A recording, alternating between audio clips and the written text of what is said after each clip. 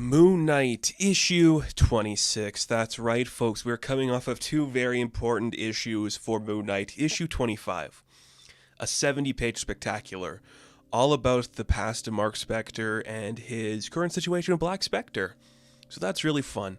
Also, it's City of the Dead, where Marc went into the Dream Realm, kind of like the MCU stuff, to deal with Scarlet Scarab, kind of like the MCU stuff. Marc is not in this book. The Moon Knight character is not in this book?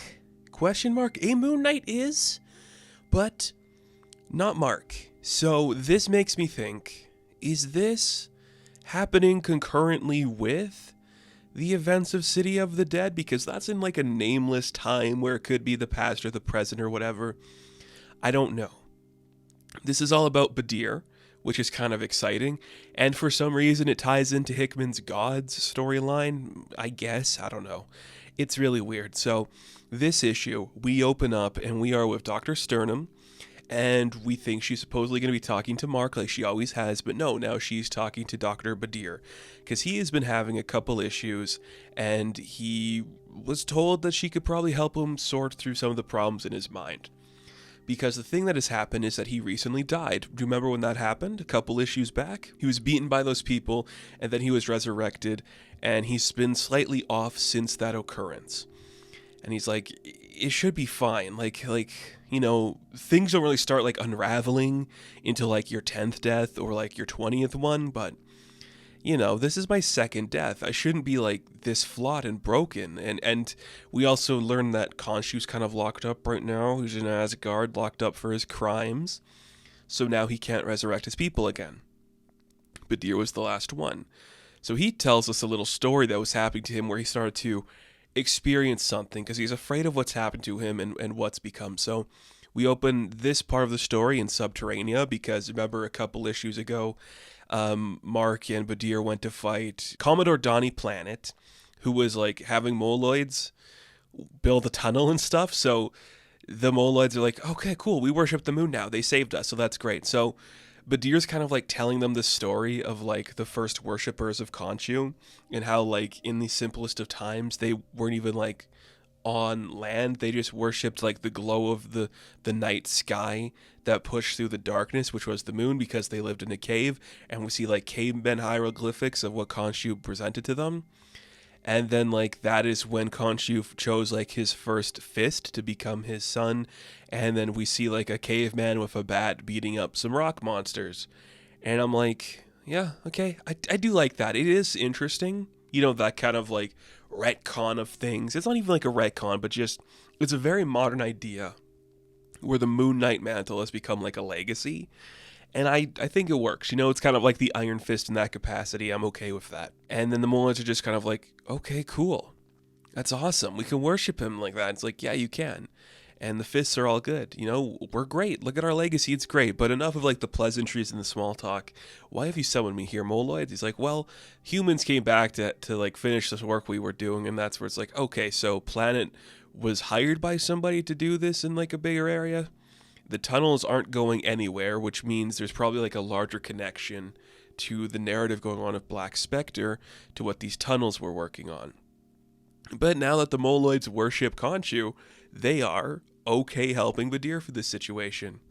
He's like, okay, if there's people here, I'll strike them first. And the Moloid's like, you're going to do it alone? He's like, I'm a fist of Khonshu, little brother. I'm not alone. And we see like Badr surrounded by some of like the dead fists of Khonshu.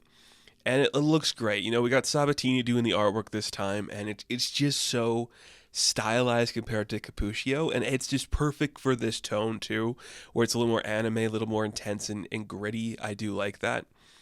So we cut back to Badr and Sterman talking, and she's like, okay, so you want, like, a simple answer to all this. There isn't really one. What you have to do is, like, find what works for you, like find the balance in all things, and that'll help you like achieve what you're trying to do. And he's like, balance? Like, really? I'm a fist of Khonshu, okay? Ours is an all or nothing profession. You know Marc and you know me. Do you think our lives are balanced, that we know balance? It's very interesting. And then we cut to Badr fighting those guys.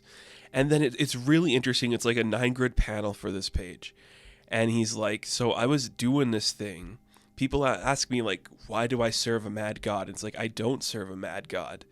He helped me through all these times, and it's like my service to Khonshu has saved the lives of those who would otherwise have died, and that's why I serve the greatest of the gods. But as we're watching Badr like fight through this horde of these guys, it intercuts with like him vanishing from the shot, and it's like one of the past lives, one of the past fists of Khonshu taking his place, and that's emulated through like the classic blue glow of a moon knight as opposed to like the hunter's moon red. And that's just a really interesting thing to show. Like, he is getting very intense with this, and after he like knocks out all these guys, he has like this weird feeling in his head where he's losing control. He's like, my brethren, my sister, and please go back, trying to like get them to subdue the voices. But then suddenly there's a big explosion, and he's attacked by Vibro, just some guy with a big gun that vibrates, I guess. I don't know. He's working for Black Spectre though, so that's kind of fun. And then in like the present timeline when Badr's talking to Sterman, he's like, look, I needed to keep him alive. He was a faceless minion, but he knew things, and I could use that to my advantage to like understand this bigger plan, because I'm at war. Like, my brother and me and our allies, we are at war with the Black Spectre, and things are getting intense. And we see that this Vibro guy uses like his weird power to like throw the Moonerangs back at Badr, and they stab into his chest, and it looks like Badr is going to be injured again for good. But then suddenly, like, this electric Moon Knight appears behind him, just in like this intense glow, and we learn that this is the first Moon Knight, like the first like son of Khonshu, the first fist of Khonshu. It's so interesting. He like takes control of Badr's body and starts beating on Vibro with like a club that he just finds, and it's so intense.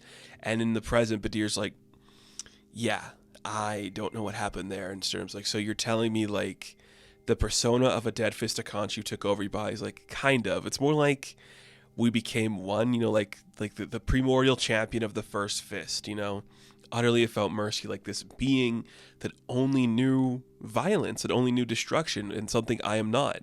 So like, this is so fascinating to me. Like the levy that like keeps all of like the identities and all of like the past spirits of the fists at bay is kind of breaking, because Khonshu has lost his grasp on like everything. So now they are losing themselves inside of Badr and connecting with him on a spiritual level, and he's losing himself to the dead. And it's so interesting, just like that shot of like Badr standing over Vibro with like the electric silhouette of the caveman over him. It's just so crazy, and it's such like an interesting thing to explore, because it gives Badr the same type of essence that Marc has, where there's other things in his head, there's other people in his head, and he's experienced that on a more cosmic and insane level. Luckily, he didn't kill Vibro, like he's still alive and soldiers watching after him in like his clinic, but he's getting scared. You know, like I said, he has a war to fight, and Black Spectre's coming for him and his family, and he's got to be okay, and he doesn't want to be a liability on the field when it's going to come time to make those decisions. And if he can't be in control of his own mind, how is he going to win the day? How is he going to do anything? And I'm like, that is such a good, very interesting idea to like play with in the Moon Knight world, because it's the exact thing Marc deals with every day, but now it's with a new character, and it's coming from it from a whole different angle. That's a really cool thing.